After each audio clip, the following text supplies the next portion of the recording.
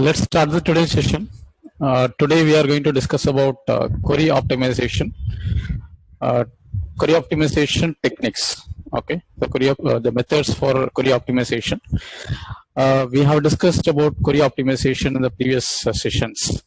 When we discuss about query processing, one of the important stage is query optimization. Okay, to simply understand what do you mean by query optimization, whatever the query is being given by the user, that query will be optimized or further improvised for effective access, or maybe to access the query effectively or efficiently. Okay. Here there are two approaches are used for optimizing the queries that you are writing, SQL queries. The one is heuristics approach, and another one is selectivity and cost estimation, right? So in this session we are going to discuss about the first method, heuristics, right? Here the heuristics in query optimization, the major topics are the notation. What are the notations we are using for query optimization? That is to represent query trees and query graphs, and heuristics optimization of query trees. So how you can create a query tree from the given query, SQL query. Okay, so what is the example of transforming a query, how you can transform a query into query trees, and what are the other general transformation rules for relational algebra operations. So obviously we are going to use the relational algebraic expressions to make our query tree. So what are the rules should be followed? For that also we are going to discuss. And what are the steps of a heuristics algebraic optimization algorithm? And finally, we are going to just discuss about converting query trees into query execution plan. So that is actually the final stage of your query optimization. That is, whatever the query trees are being generated, those query trees will be converted into effective query execution plan. Okay. So during the query processing class, we have discussed during the query processing in the database management system, there will be different execution plan will be generated by the database management system, and then among the different execution plan, one effective and optimized plan will be implemented. Okay, so that is what the key idea here. Here, what if we first, we should understand what in way heuristics. Okay, so heuristics is generally it is actually trying to learn of its own. Okay, when you apply this type of rule, the database management system is trying to evolve your relational algebraic expression, and it is trying to convert into query trees by learning of its own or by implementing certain set of rules. Okay, so that is what the key focus on this particular topic, heuristics. Okay, so here the experience based method used to reduce the need for calculations pertaining to query processing method for optimization. That is, our main objective is to optimize our query. And how we can perform the optimization? The optimization can be performed with the help of certain rules. Okay, so that is what we are doing here. We are just going to apply certain rules, and based on the certain rules, we are just going to reduce the number of calculations that is occurring in the query. Okay, I hope you will be able to understand. So maybe in the next few slides, you'll be getting clear idea. And the other point is about the heuristics, proceeding to a solution by trial and error or by certain set of rules. Okay, so what are the rules? Just we are going to apply the rules generally based on the relational algebraic rules. Okay, the relational algebraic rules, whatever most of the rules we are going to discuss here, we have studied in relational algebra. Okay, in the relational algebra, we studied about relational algebra characteristics. There, we studied about commutative property and then transitive property. Those type of property we have studied, right? The same type of rule only we are going to apply here in this particular method. Okay, so to simply understand about the heuristics approach, we'll be applying certain set of rules to improvise the query, or optimize the query, right? So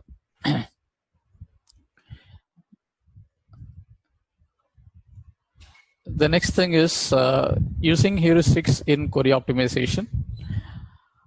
What are the things, the steps involved? Okay, the process of heuristics optimization. The first main task is the parser of a high-level query generates an initial internal representation. Okay, so actually we'll be giving the query as the input, and here we studied about parser in the query processing, right? The parser job is to split your given query into different phrases or different tokens. Okay, so it is actually evaluating your query, right? Whether your query is semantically fit or any errors are there, everything will be checked in the parsing. Okay, it's a kind of validation done on your query, written query. Okay, the parser of your high-level query generates an initial internal representation. After the parser is over, there will be an initial representation will be generated, and the initial representation will be in the form of generally relational algebraic expression. Okay, so after the you'll be giving the query as input, and this query will be evaluated, and the parser will be checking all your query validation, everything, and then this particular query will be converted into equivalent relational algebraic expression. That is for the initial internal representation.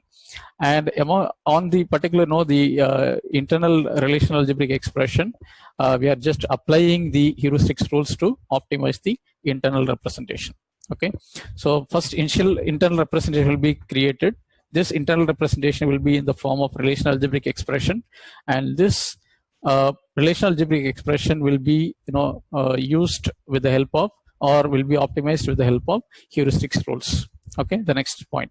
And then the third one is the query execution plan is generated to execute the group of operation based on the access path available on the files involved in the query, right? So here the query will be optimized.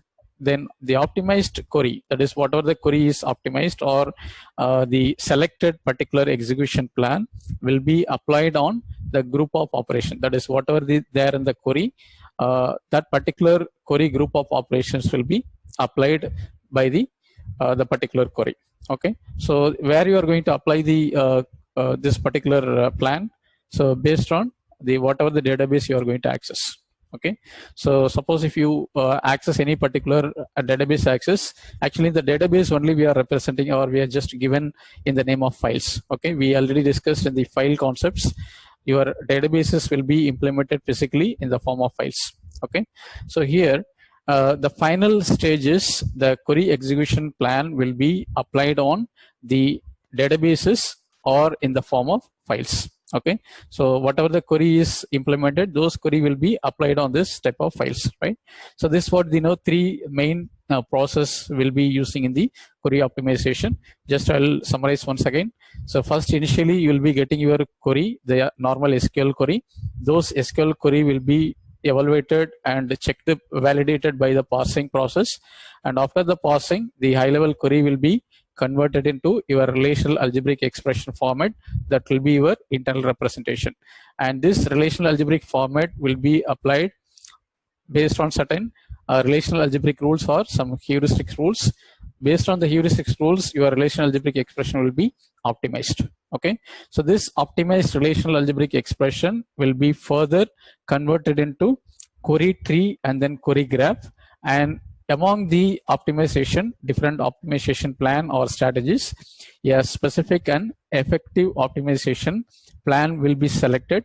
Those particular plan will be implemented or applied on the selected database or the table. Okay, this is what exactly we are doing in the the heuristics optimization. Okay, so now let us discuss one simple example. Before that, say what actually the main heuristics apply the first operation that reduce the size of intermediate results. That's what I told you already. So what is the need for going for query optimization? So we need to create an effective way of processing your query with very less time and then with less available resources. Okay, so even the resources can be your memory, that is your RAM. During the database process, all the data will be residing in your RAM. Okay, so using your RAM with the minimal, the size or the volume, and then the minimum amount of CPU computation, and then minimum amount of transaction between your RAM and to your database or into your hard disk. Okay, and then occupying very less amount of space in the hard disk, everything involved. Okay, so here that is what the the main objective of using or going for this query optimization. That means we should be able to process our query with very less time and with very effectively. Okay, so for that, here one of the example is given. We'll generally apply the select and project operations before applying the join or other binary operations. Okay, so we already studied about what is join and then binary operations. In the join operations, we studied about different type of join, right?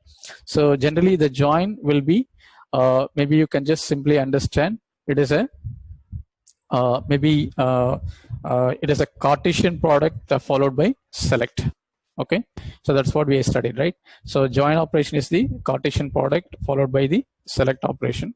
Here when you perform the join operation, obviously Cartesian product already, right? So in the Cartesian product, when you perform the Cartesian product, there will be lot of combinations will be generated. For example, if you have table 1 and table 2, in the table 1 you have 100 records, and then the table 2 you have 100 records.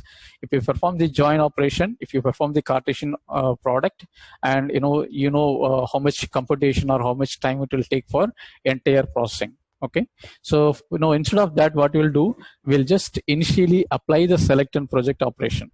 Okay, so for example, if you take a table 1 which has 100 records and table 2 which has 100 records. Okay, so before you perform the join operation, suppose if you do select.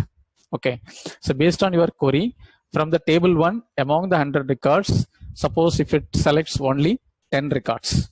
Okay, then in the project also, among the for example, if a table 2 consists of 15 field or 15 column, when you apply the project operation, if it selects only 3 or 4 columns, so mostly here you'll be selecting hardly 10 to 20 records at the time of selection, and hardly 1 or 2 columns are the field at the time of projection. Okay, so you can just imagine there will be a drastic reduction in the size of your table. Okay, so after performing the select and project, you'll be obviously what you are doing, actually you are reducing the entire table size into the minimum level, right? So after that, if you perform the join operation, then definitely it will take very lesser time. Okay, able to understand? So if you have the entire table which consists of 100 record and then another 100 record, if you perform the Cartesian operation, Cartesian product, and then if you perform the select, definitely it take a lot of time, and it will take a lot of resources, right? So before that, this is what the the general optimization, right? So what you are doing here, so instead of performing the join operation first, then what we are doing, we'll start performing the operation select and project operation before we apply the join operation. Okay, this is one of the example you can understand why we need an optimization technique. Okay, then here as we said, you have the you have the query, and then this query will be represented in the form of query tree. Okay, so this query tree is a representation of relational algebraic expression. You can see here in this example, here a tree data structure that corresponds to a relational algebraic expression. That's what I told you. Whatever the query you are giving as an input, that input query will be converted into equivalent relational algebraic expression format. Okay, so that relational algebraic expression format will be converted into its equivalent query tree representation. Okay, so now you can see here it represents the input relations of the query as a leaf node, that is input relations. You can see here project, maybe you can pronounce this as project, department, employee. Okay, project is one relation or otherwise table, department is another relation of the table, and employee is the another relation of the table. When you draw your query tree, generally in the query tree, the leaf node will be consisting of all your input relations. Okay, so you have taken 3 table here. One is project, department, and employee. Okay, so these 3 tables you are taking in the leaf node. Okay, when you are drawing in the form of query tree. right? And then this, in this way, what you can do, you can just draw a query tree like this, and you can see here relational algebra operations as internal node. What are the relational algebra operation? That is, for example, here sigma p dot p location equal to Stafford, right? So that means it is actually the select operation. Project is, that is sigma is select operation, right? P dot means, so that what do you mean by P dot? That is actually the alias name or the other name for project table. That is P stands for the project. P location is actually your field name. Okay, so that which is matching with the Stafford, right? So the first comparison or first relational operation you are performing in this particular point, that means in the intermediate level, right? And then second, with this result, what you are doing, you are considering the another department table, and from this department table you are comparing with these two values. Okay, here actually you are performing the join operation, P dot dnum equal to D dot D number. This is actually happening in the second phase, okay, during your query evaluation or query processing, right? And then based on this result, whatever the result you are obtaining at this particular stage, on this particular result, and again you are performing the one more join operation with the employee table. Okay, this was the third one, E, right? So here D dot mgr ssn equal to E dot ssn. That means what? All the intermediate levels, or you are performing some relational algebraic operation. Okay, suppose if you perform any condition greater than or less than, anything you can perform in this particular operation, right? So the final root one, that is on the top or in the query tree root node is having the final result. Okay, so actually you are trying to find out this particular value. Okay, after the entire calculation you are trying to find out this particular result. Okay, that's what your query, right? So here in the query tree representation you can write like this. Okay, so initially you will take the all the leaf node will be your relation, exact relation, and then for whatever the relational algebraic expression you are performing, operations you are performing, that will be happening in the internal node, and step by step you are taking the result or filtering the result, and finally you are reaching out to the final result. Okay, so this is how the entire query is being processed, right?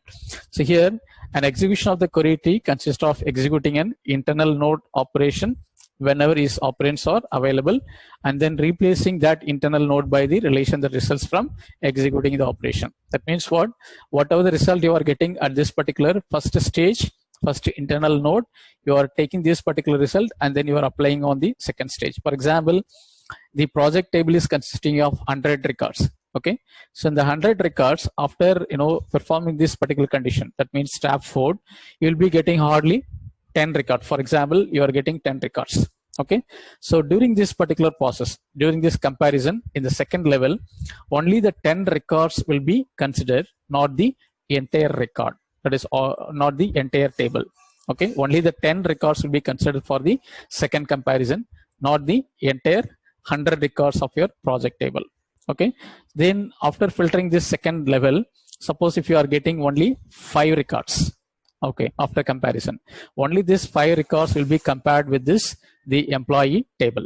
Okay, so this is how it evaluates, right? So that's what the execution happens during the this query optimization process. Okay, so the another format to understand the heuristics, we have query graph. But in the query graph, it is just to understand what is happening in the graphical format. It is not strictly mandatory to check the query graph, right? It is just to understand the graphical representation, how your query is being executed. Okay, it is actually a relational calculus expression, a graph data structure that corresponds to a relational calculus expression. So like whatever the the tree you are representing, the same relational algebra is considered in the form of relational calculus expression. Okay, it does not indicate an order on which operation to perform first. There is only a single graph corresponding to each query. So here in the query graph, it is not actually indicating any order of execution, just it is for representation only. So but here in the query tree you can see the order of execution. Okay, 1, 2, 3. Okay, so this particular order of execution will not be there in the query graph, right? So now you can see the simple example here. This was the example taken to understand the query optimization. Here, this was the example given, right? So for every project located in Stratford, retrieve the project number, the controlling department number, and the department manager's last name, address, and birth date. Okay, the final result will be from the department manager's last name, address, and birth date. That is what you are trying to say, trying to find out. That's what you can see here in the query. So for this example, you can write the SQL query like this: select project, that is the final one is p dot number, p dot department number, and then e dot last name.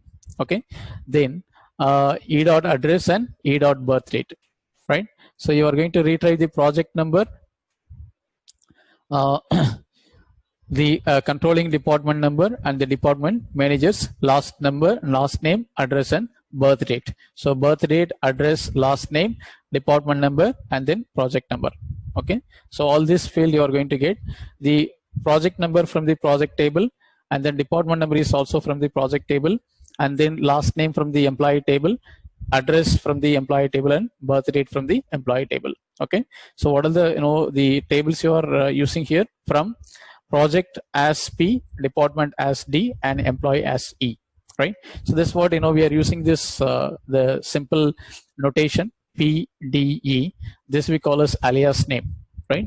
So instead of using the complete entire table name or the relation name, what you can do, you can create a alias name like this so that you can minimize the coding, right? So you can easily do the query. You can write the query easily. So where P dot D number equal to D dot D number, and these are the comparisons. These are the two things we have seen in the query graph itself. There are two stages you are comparing, and then the first one is P dot location equal to Stratford, right? So this was the condition given, right? So for this particular SQL statement, SQL query, right? I hope you will be understand, right? The example is given. For this example, this was the equivalent SQL query we are writing, and this SQL query, we are not directly taking it for implementation, that is execution. Okay, so this whatever the query we have written, this should be optimized, right? So just for how you can do the optimization, we'll take the SQL query here, and the equivalent relational algebraic expression will be written like this. Okay, so this is how you can write your equivalent relational algebraic expression. That is projection P number, D num, last name, address, birth date. That's what it is given at the top. This is actually lies in the root of your query tree, right? That is what you are finally going to find out. And then the other comparisons in the intermediate, that will be represented in the query tree in the intermediate level. This one is project location, Stratford from the project. That is what we have seen in the bottom of the query tree.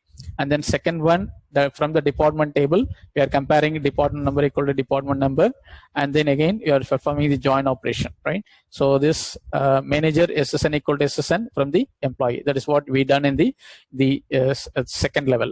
Okay, first, second, and then third level, right? Now the same thing. The same example is given, right? So just I have taken the same example previously to make you understand better. So this is how we'll write. That is project P location Stratford, department number, and then SSN, and then project, department, and employee, right? So this is one of the way you can create your query tree. And then the second method, what you can do in the second way, you can write you can create the query tree in the canonical format. Okay, this is what we call as a canonical format. So instead of giving your all the relational expressions or condition checking in the intermediate level, we'll be taking into the top. Okay, the same thing, but its representation is something different, right? So project number equal to department number, and then D dot manager SSN equal to E dot SSN, and P dot location equal to Stratford. So this is another way of writing your query tree, and here you can see this is actually a Cartesian product. Okay, the multiply symbol, X symbol, is actually the Cartesian product. That is, P is your project table, D is a department table, and E is your employee table. Okay, so after applying this particular relational operations on all the table based on this condition and based on the name given, and finally you will be getting the same result. Okay, so the both the final result will be same, right? Then, so this is what your the another query graph representation. As I told you, it is actually a representation in the form of graph. Okay, maybe you would have studied about graph. Graph will be consist of vertices and edges. Okay, so here this is actually your vertices and DE. All the relations are represented in the vertices or node. Okay, E, D, P, and then this Stafford is the first condition you are taking from the particular project table, right? So this say another way you can what you can do, you can give it as a graph tree representation, right? The final result will be written like this: P dot P number comma P dot D number. That is actually, you are writing closer with your project table.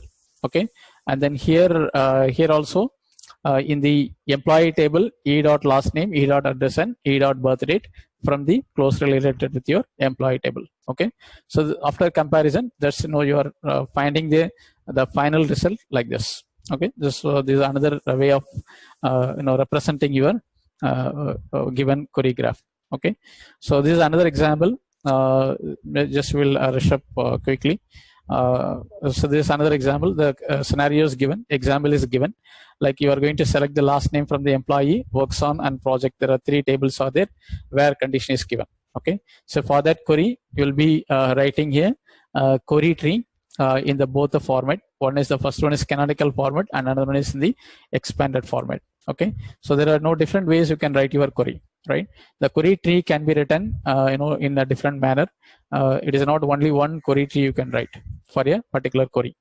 And after writing your query tree, there are 3 representations are there. That is based on some different conditions. You are writing the query tree in different format, right?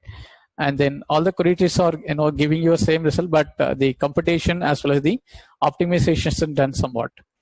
And then this for the exactly the query heuristics query optimization rules, right? So when you perform the the relational algebraic expression, these are the things you can do, right? We just will rush up quickly because we have discussed this already. The cascade of sigma, that is your select. So here select C1 and C2 and so condition 1, condition 2 like this, and with the relation R. What you can do, so instead of writing like this, you can change your condition like this.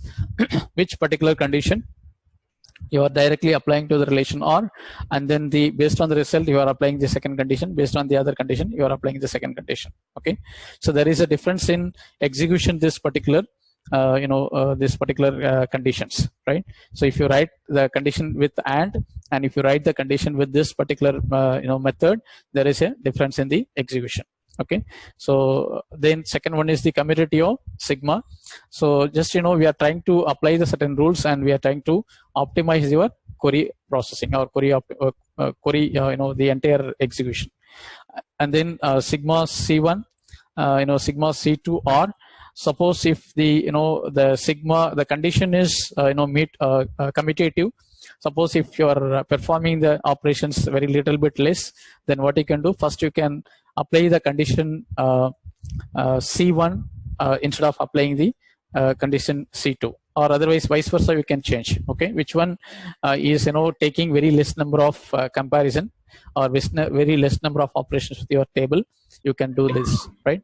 And then the third one is the cascade of pi, that is projection. Okay, so instead of giving you all your projection like this, all your list of the list or attribute names, what you can do, you can just straight away give the list one. Okay, so these are the other alternative ways you can optimize your relational algebraic expression. And the commuting with sigma with pi, that is if the sigma, that is your select, can be replaced with the projection.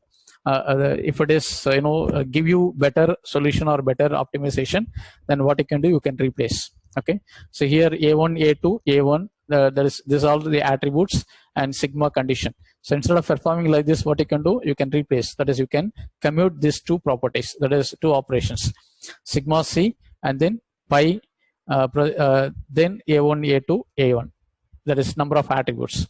Okay, so first what you can do, you can apply the projection with the particular relation, and there you can just select the few field or few attributes, and then what you can do, you can apply the condition. Okay, so there is a difference between these two execution. And the next one is the fifth one, applying commutative of the join and Cartesian product. The join operation is commutative, as is the Cartesian product. So what you can do, instead of using your join operation with a particular condition all the time, suppose if you want to apply the Cartesian product, you can apply, and all this optimization rule will be applied by the database management system itself. Okay, so the query optimization will be done. That is the job of your the database management system, right? So here you can do like this also, or otherwise you can change this. That is yes. These are the two relations, R and S, and you can take the S relation first, and then you can apply the second relation or second. Okay, so this you can commutative property you can apply, and then commuting sigma with join or Cartesian product, that is also there. Previously we saw commuting sigma with phi or the projection. Now commuting sigma with join and then Cartesian product. In this way you can apply that is the select condition, and then R join S. R is one relation and S is the another relation. Instead of applying this, what you can do, if it is effective, you can apply the select condition first on the relation R, and then based after getting this result, resultant table or resultant set of records, you can apply the you can perform the join operation with the next table S or the next relation S. Okay, the alternative way is what you can do, you can interchange the relations if you want. Okay, that is sigma condition 1 and then R, and then join operation sigma condition 2 yes. Okay, so there are some the set of rules you can apply for this. What we know, we're trying to say, it is a heuristics. Okay, so when you apply certain rules to your relational algebraic expression, you can optimize your query, right? So then the next one is commuting the projection with that is join or the Cartesian product. You can see here that is this your projection. L is list, that is your list of attributes, and R is the relation, S is the another relation. You are performing some condition with the join operation. So instead of doing like this, what you can do, you can perform like this also, right? So whatever the attributes are only applicable to relation R, and whatever the attributes only applicable to relation S, so you can apply separately, and then you can perform the join operation like this, right? Then the eighth one is commutative of set of operations. That is, you can, the set of operations union and intersection are commutative, but minus is not. That we already studied in relational algebra. Okay, relational algebraic expression in the previous topic. All the set theory we have discussed. Okay, the same set theory concept also we can apply for optimization. And associative of join, Cartesian product, union and intersection. Okay, so how you can associate this what the theta operations, that is theta stands for any one of the these four operations. Okay, maybe you can replace anyone, right? Anything can be replaced with the theta. Here if you apply join, and here it can be Cartesian product or union or intersection. Okay, suppose if you apply here Cartesian product, here this can be join or union or intersection. Okay, something like that. Know what you can do for optimization purpose, you can interchange the operations internally, right? This is another way of optimizing your queries. Then the 10th rule is commuting sigma with set operations. That is the same thing. The theta can be replaced with either union, intersection or difference. Okay, so you can just replace the theta with any one of this to get your optimized result. Okay, then the 11th rule we are going to apply is the pi operation commutes with union. That is you have the projection list of attribute relation R union relation S. That what you can do, we can instead of applying this entire list to all the R and S, what you can do, you can split the list and then you can apply. Okay, first initially what you can do, you can apply the list, whatever the list or the attributes are applicable to the relation R, and then whatever the attributes are applicable to relation S, you can apply initially, and then you can select the set of attributes, and then what you can do, you can perform the union operation. Okay, so this way you can reduce the number of comparisons and number of the execution time. Okay, so the main objective is to we trying to reduce the number of comparisons and the execution time. Okay, as I said already, you are trying to reduce the resources also, right? The final one is converting a sigma, that is Cartesian product, into join operation. What you can do, instead of using the select and then Cartesian product separately, you can replace with join. Okay, so here sigma condition R into X, that is R Cartesian product X. What you can do, you can use, or you can replace the Cartesian product like this, that is R join operation with certain condition with a S. Okay, so this will actually give you or minimize you the number of comparison, right? So this is what we trying to say in the query optimization. Hi learners, please subscribe to my channel and also press bell icon for latest video updates. Please do not forget to like, comment and share. Thank you.